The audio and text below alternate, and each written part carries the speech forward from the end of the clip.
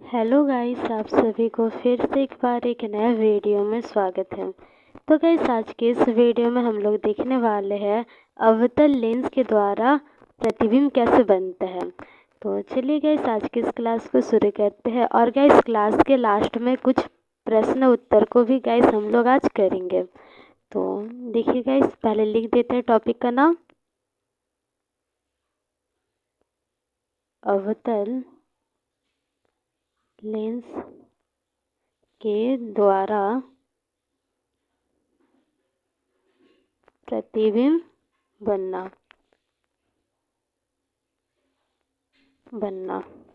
तो गाइस, ये टॉपिक का नाम हो गया। तो चलिए पहला स्थिति देखते हैं। तो सबसे पहले गाइस हम लोग अवतल लेंस बनाते हैं। तो देखिए कि पहला स्थिति में जो बीम रहेगा, बीम तो गाइस वो अनंत पर रहेगा। तो अनंत पर चलिए बीम को बनाते हैं गाइस। यहाँ पर मान लेते हैं बीम है, और गाइस मान लेते हैं बीम का नाम ए बी है। तो गाइस अब देखते हैं इसका प्रतिबिंब कहाँ बनता है। तो देखिए गाइस, ये हम लोगों ने अवतल लेंस बना दिया, और गाइस ये मुख्य अक्ष है। मुख्य अक्ष पर गाइस ये मुख्य फोकस F1 है, ये मुख्य फोकस F2 है। और गाइस ये देखिए वक्रता केंद्र है, जिसको गाइस 2F1 भी हम लोग लिख सकते हैं, और ऐसे भी लिख सकते हैं गाइस C1 और C2। देखिए 2F1 को हम लोग C1 लिख सकते हैं, 2F2 को हम लोग गाइस C2 लिख सकते हैं। फिर देखिए गाइस, हम लोग लेंस को MN नाम दे दिए। तो गाइस अब देखते हैं कि प्रतिबिंब इसका कहाँ बनता है। और गाइस देखिए हम लोग 2F1 क्यों लिखे हैं। देखिए प्रकाशिक केंद्र से मुख्य फोकस का जो दूरी होगा, और गाइस प्रकाशिक केंद्र से वक्रता केंद्र का जो दूरी होगा, तो मुख्य फोकस का दूरी का 2 गुना होगा। तो इस कारण हम लोग क्या लिख दिए, 2F1 लिख दिए हैं। फिर देखिए गाइस, अब देखते हैं प्रतिबिंब कैसे बनेगा। तो देखिए सबसे पहला वाला नियम गाइस हम लोगों ने पिछले क्लास में पढ़ा था। जब गाइस मुख्य अक्ष के समांतर कोई भी किरण गाइस अवतल लेंस पर आपतित होगा, तो गाइस वो परावर्तन के बाद मुख्य फोकस पर जाकर मिलता है। तो गाइस इस नियम का हम लोग इस्तेमाल करेंगे। देखिए ऐसे गाइस हम लोग क्या करेंगे, यहाँ से आपतित कर देंगे मुख्य अक्ष के समांतर लेंस पर किरण। आपतित हो गया गाइस। और गाइस ये तो देखिए ये परावर्तित इस प्रकार होगा कि अगर गाइस इसको हम लोग पीछे की ओर मिलाएंगे, परावर्तित किरण को पीछे की ओर बढ़ाएंगे, तो गाइस वो क्या होगा, वो मुख्य फोकस पर जाकर मिलेगा। देखिए इस कारण यहाँ पर काल्पनिक रेखा खींच देंगे, क्योंकि गाइस यहाँ पर क्या कर रहा है, इस परावर्तित किरण को पीछे की ओर बढ़ा रहा है। फिर गाइस यहाँ से भी उसी प्रकार किरण आपतित होगा लेंस पर। तो यहाँ से करते ना, यहाँ से आपतित करते थोड़ा ऊपर से। तो आपतित हो गया गाइस। और सॉरी गाइस, यहाँ पर अपवर्तित हो रहा है, ठीक, अपवर्तित, और ये अपवर्तित किरण है। तो देखिए यहाँ पर गाइस आपतित हो गया, फिर गाइस ये अपवर्तित होगा।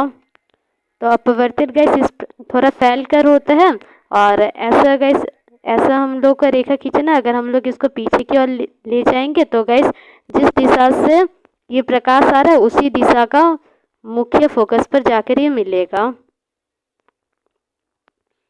तो इस कारण यहाँ पर काल्पनिक रेखा खींच देंगे, और इस बिंदु से गाइस हमें ऐसे नॉर्मल लाइन खींच देना है। तो गाइस ये क्या हो गया, तो ये अपवर्तित किरण हो गया, और गाइस ये भी अपवर्तित किरण है। तो इस प्रकार गाइस इसका जो प्रतिबिंब बनेगा, देखिए दोनों परावर्तित किरण को दोनों अपवर्तित किरण को गाइस अगर हम लोग पीछे की ओर ले जाएंगे, तो वो मुख्य फोकस पर आकर मिलते हैं। तो इस कारण गाइस जो प्रतिबिंब है, तो वो भी मुख्य फोकस पर ही बनेगा, और गाइस बिंदु साइज का बनेगा। देखिए बिंदु साइज का बन जाएगा। तो देखिए जो प्रतिबिंब है, बिंब का स्थिति गाइस कहाँ पर था, अनंत पे था। तो प्रतिबिंब बनेगा मुख्य फोकस पर, मुख्य फोकस। तो गाइस प्रतिबिंब का जो स्थिति है, तो वो मुख्य फोकस पर प्रतिबिंब बनेगा। और गाइस प्रतिबिंब का साइज क्या होगा, तो देखिए साइज बिंदु साइज का होगा। बिंदु साइज मतलब काफ़ी ज़्यादा छोटा। और गाइस इसका प्रकृति, तो गाइस यहाँ पर एक नया चीज़ हमें देखने को मिलता है। देखिए गाइस, हम लोग दर्पण में क्या देखे थे, अगर दर्पण का पीछे गैस प्रतिबिंब बनता है तो उस स्थिति में गैस जो प्रतिबिंब कहलाएगा तो वो आभासी और सीधा कहलाएगा। पर गैस लेंस के लिए उल्टा है। अगर गैस देखिए लेंस का जिस ओर गैस बीम है, अगर उसी ओर गैस प्रतिबिंब बनेगा तो उस स्थिति में जो प्रकृति होगा लेंस में तो वो गैस सीधा और आभासी होगा। तो हम लोग लिख देंगे आभासी तथा सीधा। तो लेंस में थोड़ा अलग है गाइस। और गाइस जिस और बीम है ठीक उसको ऑपोजिट और गाइस अगर प्रतिबिंब बनता है तो उस स्थिति में गाइस जो प्रकृति होगा प्रतिबिंब का तो वास्तविक और उल्टा होगा। तो आभासी तथा सीधा। तो गाइस देखिए अवतल लेंस के द्वारा प्रतिबिंब बनना, तो इसमें गाइस दो ही स्थितियाँ है। अभी गाइस दूसरा स्थिति का बात करते हैं। तो दूसरा स्थिति के लिए भी गैस ठीक इसी प्रकार हम लोग को ड्राइंग बना लेना है। तो देखिए गैस अभी दूसरा स्थिति को देखते हैं। दूसरा स्थिति में गैस जो बीम है तो वो हम लोग रखेंगे अनंत और प्रकाशिक केंद्र के बीच। तो गैस हम लोग अनंत और ये प्रकाशिक केंद्र, तो इसके बीच गैस हम लोग कहीं पर भी बीम को रख सकते हैं। तो गैस आपके किताब में सी वक्रता केंद्र और गैस मुख्य फोकस के बीच रखकर बताया गया। तो चलिए हम लोग भी वैसे रखते हैं। तो देखिए यहाँ पर रख दे रहा, तो यहाँ पर गैस रख लिए, नाम दे देते हैं ए बी। तो गैस अब वैसे ही एक तो किरण गैस हम लोग मुख्य अक्ष के समांतर आपतित करेंगे। तो गैस ये देखिए आपतित हो गया, थोड़ा बढ़ाकर आपतित करना प्रकाशिक केंद्र तक। और फिर गैस ये तो आपतित तो हो गया, अभी परावर्तित होगा। तो गैस परावर्तित इस प्रकार होगा कि अगर इसको पीछे की ओर बढ़ाएंगे तो गैस ये मुख्य फोकस पर जा मिलेगा। तो सॉरी अपवर्तित ऐसा होगा, परावर्तित तो नहीं। देखिए क्या हुआ, अपवर्तित हो गया। ये क्या है, अपवर्तित किरण। तो गैस अपवर्तित हो गया और इसको गैस हम लोग पीछे की ओर काल्पनिक रेखा खींचकर मिला देंगे। तो गैस ये मिला दिए। फिर गैस अभी दूसरा स्थिति करते हैं। सॉरी दूसरा देखिए, जब गैस हम लोग कोई भी किरण को प्रकाशिक केंद्र से होता हुआ गुजारेंगे तो गैस वो उसी दिशा में अपवर्तित भी हो जाता है। ये गैस 3rd नंबर वाला स्थिति था पिछले क्लास में जो पढ़े थे। तो इसी दिशा में अपवर्तित भी हो जाएगा। पर हम लोग आपतित कर दिया और अपवर्तित भी गैस उसी दिशा में हो जाएगा। ये तो अपवर्तित भी हो गया गैस। तो देखिए दोनों परावर्तित किरणें अगर दोनों अपवर्तित किरणें, देखिए ये अपवर्तित किरण को गैस अगर हम लोग नीचे की ओर पीछे की ओर गैस खींचेंगे तो ये मुख्य फोकस पर मिल रहा है और गैस यही इसका अपवर्तित किरण भी हो जाएगा। तो इस कारण दोनों अपवर्तित किरणें गैस इस बिंदु पर आकर मिल रहे हैं। तो इस बिंदु पर गैस क्या बनेगा, तो इस बिंदु पर गैस बनेगा प्रतिबिंब। और प्रतिबिंब कैसा होगा, सीधा होगा। देखिए प्रतिच्छेदी बिंदु की ओर ही गैस तीर का निशान करना है और तीर का निशान में गैस जो प्रतिबिंब होगा तो वो दिखाए, तीर का निशान जिस ओर है उसी ओर वैसे ही गैस वस्तु भी बनेगा। जैसे तीर का निशान ऊपर की ओर है तो वस्तु भी ऐसे, जैसे ये पेन है गैस ऐसा बनेगा, मतलब सीधा बन रहा है। तो इसको गैस हम लोग दे देंगे ए डैश बी डैश नाम। तो ये क्या है, प्रतिबिंब है। तो प्रतिबिंब का स्थिति गैस कहाँ पर है, मुख्य फोकस और प्रकाशिक केंद्र के बीच। तो लिखेंगे प्रकाशिक केंद्र तथा मुख्य फोकस के बीच बन रहा है, मुख्य फोकस के बीच। और गैस इसका साइज गैस छोटा है। देखिए बीम बड़ा है और प्रतिबिंब छोटा है, तो छोटा लिख देंगे, छोटा। फिर गैस प्रकृति, तो प्रकृति है वही पहले वाला जैसा आभासी तथा सीधा। क्योंकि गैस जो प्रतिबिंब है तो वो भी बीम जिस ओर है प्रतिबिंब भी उसी ओर बन रहा है। तो इस कारण लेंस में इसको हम लोग आभासी तथा सीधा प्रतिबिंब मानते हैं। तो गैस इसी के साथ अवतल लेंस के द्वारा प्रतिबिंब बनना समाप्त होता है। और अभी गाइस कुछ प्रश्न उत्तर को देखते हैं। देखिए गाइस आपकी किताब का पेज नंबर 165। तो गाइस इसमें कुछ प्रश्न दिया गया है और गाइस उसको उत्तर अभी देखते हैं। तो देखिए गाइस पहला प्रश्न है, वायु में गमन करती प्रकाश की एक किरण जल में तिरछी प्रवेश करती है। तो गाइस इसमें क्या बताया गया है, मान लेते हैं कोई प्रकाश की किरण गाइस पहले वायु में गमन गति कर रहा था, फिर गैस वायु से होता हुआ पानी में आया। तो गैस इसमें पूछा गया है जब गैस जल में आएगा वायु से होता हुआ, तो गैस ये क्या होगा, जल में अभिलंब की ओर झुक जाएगा या फिर गैस अभिलंब से दूर हटेगा। तो गैस देखिए जो वायु है तो वो क्या है, वो विरल माध्यम होता है, विरल माध्यम। और गैस जो पानी है, जल है, तो वो क्या होता है, तो वो सघन माध्यम होता है। और गैस हमें पता है अगर प्रकाश विरल माध्यम से सघन माध्यम में जाएगा तो उस स्थिति में गैस वो अभिलंब की ओर झुक जाता है। तो इसीलिए गैस जब प्रकाश वायु में गमन करती प्रकाश की एक किरण जल में तिरछी प्रवेश करेगा, मतलब टेढ़ा प्रवेश अगर करता है, तो उस स्थिति में गैस वो किरण अभिलंब की ओर झुक जाएगा। फिर गैस देखिए दूसरा प्रश्न क्या है,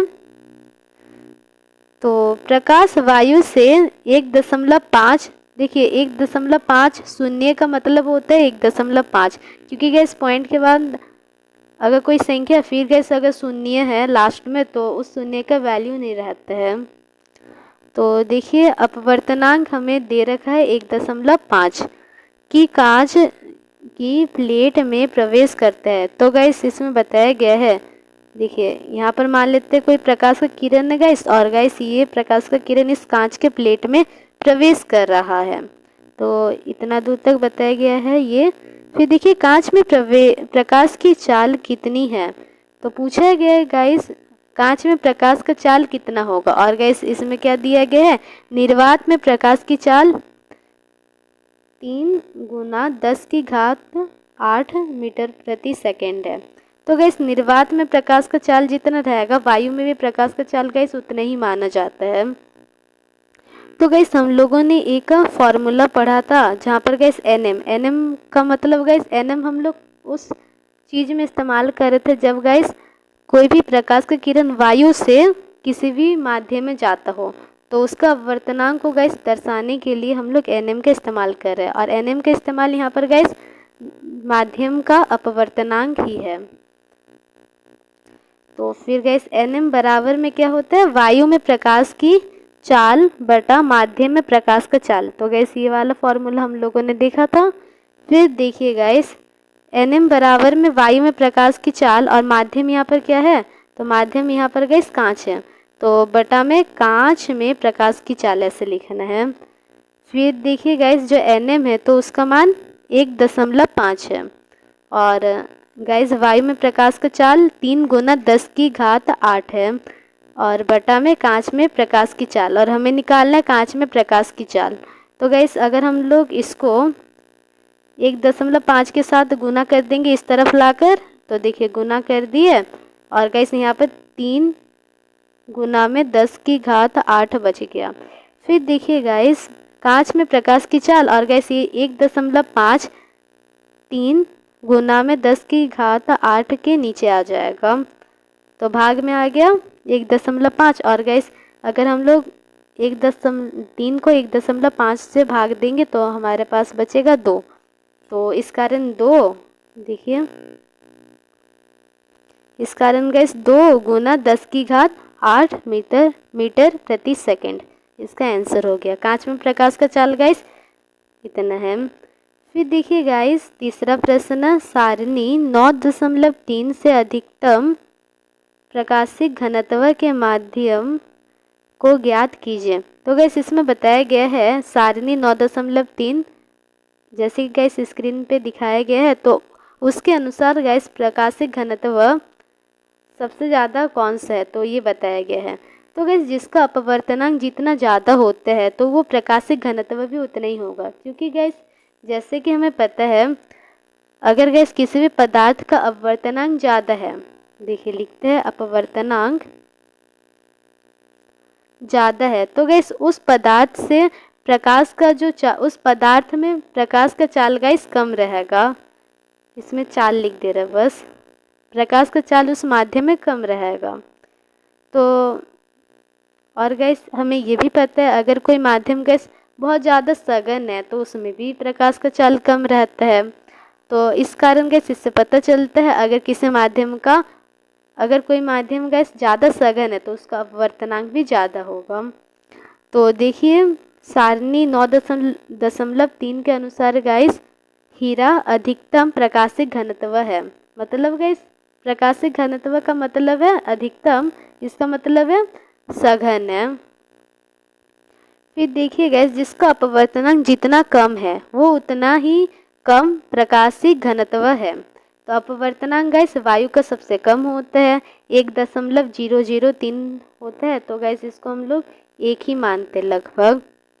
तो इस कारण न्यूनतम प्रकाशिक घनत्व कौन है, तो क्या है, तो गाइस ये वायु है, सबसे कम प्रकाशिक घनत्व है इसका। तो इस कारण गाइस प्रकाश का चाल भी इसमें सबसे ज़्यादा रहेगा। पर इसमें क्या पूछा था, इसमें गाइस बस पूछा था प्रकाशिक घनत्व सबसे कम और ज़्यादा कौन सा है। तो प्रकाशिक घनत्व सबसे ज़्यादा हो गया हीरा क्योंकि उसका अपवर्तनांक ज़्यादा है, और सबसे न्यूनतम प्रकाशिक घनत्व हो गया गाइस वायु क्योंकि उसका अपवर्तनांक सबसे कम है। फिर देखिए गाइस दूसरा प्रश्न है, प्रश्न 4, आपको किरोसिन, तारपीन का तेल तथा जल दिए गए हैं, इनमें से किसमें प्रकाश सबसे अधिक तीव्र गति से चलता है। तो गाइस देखिए हमें पता है जिसका अपवर्तनांक जितना ज़्यादा रहेगा, अपवर्तनांक अगर गाइस ज़्यादा रहा, अपवर्तनांक ज़्यादा है तो गाइस चाल कम रहेगा। इस जो जल का अपवर्तनांक होता है तो वो किरोसिन और तारपीन के तेल की तुलना में कम रहता है। तो इसी कारण गाइस जल में सबसे अधिक प्रकाश का चाल होगा। तो देखिए इसमें क्या लिखा है, जल में प्रकाश सबसे अधिक तीव्र गति से चलता है। किरोसिन और तारपीन तेल की तुलना में, देखिए किरोसिन और तारपीन के तेल की तुलना में जल में प्रकाश ज़्यादा तेजी से गमन करेगा क्योंकि गैस जल का अपवर्तनांक किरोसिन और तारपीन की तेल की तुलना में कम होता है। फिर देखिए गाइस हीरे का अपवर्तनांक दिया गया है 2.42 है। और फिर लिखा है इस कथन का क्या अभिप्राय है। तो गैस इस कथन का क्या मतलब है, हीरे का अपवर्तनांक इतना है। तो गैस हमें एक चीज़ पता है, हम लोग ये जो अपवर्तनांक गैस निकाल रहे थे हीरे का, मतलब जो आपकी किताब में दिया है सारणी में, तो गैस वो वायु के सापेक्ष में दिया गया है। मतलब गैस देखिए जैसे हीरा का अपवर्तनांक है गैस, तो इसका किस हिसाब से दिया है, जब गैस वायु से हीरा में प्रकाश प्रवेश कर रहा है तो उस स्थिति में इसका अपवर्तनांक क्या है, तो वो बताया गया है। तो देखिए इसका मतलब है अपवर्तनांक लिख देंगे 2.42 और गाइस जैसे कि हमें पता है NM बराबर में होता है वायु में प्रकाश की चाल बटा में गाइस माध्यम में प्रकाश की चाल होता है। तो गाइस देखिए माध्यम यहाँ पर हीरा है तो हम लोग कैसे लिख सकते हैं, और गाइस अपवर्तनांक है यहाँ पर NM है गाइस, यहाँ पर है NM 2.42। तो इस कारण हम लोग कैसे लिख सकते हैं 2.42 बराबर में वायु में प्रकाश की चाल बटा हीरे में प्रकाश की चाल, ऐसे लिख सकते हैं। तो देखिए हम लोग ऐसे भी लिख सकते हैं, अगर हमको इसका डेफिनेशन लिखना है तो देखिए हीरे का अपवर्तनांक 2.42 है। इस कथन से अभिप्राय है वायु में प्रकाश की चाल तथा हीरे में प्रकाश की चाल का अनुपात 2.42 है। तो देखिए गाइस वायु में प्रकाश की चाल और हीरे में, अगर हम लोग वायु में प्रकाश की चाल बटा में हीरे में प्रकाश की चाल करेंगे तो उस स्थिति में हमें आंसर मिलेगा 2.42। तो इसी कारण इसमें बताया गया ये दोनों का अनुपात है 2.42। तो गाइस आज के लिए इतना ही। अगर आपको ये वीडियो अच्छा लगा तो इस वीडियो को लाइक कर दीजिए और ऐसे वीडियोस के लिए चैनल को भी सब्सक्राइब कर लीजिए।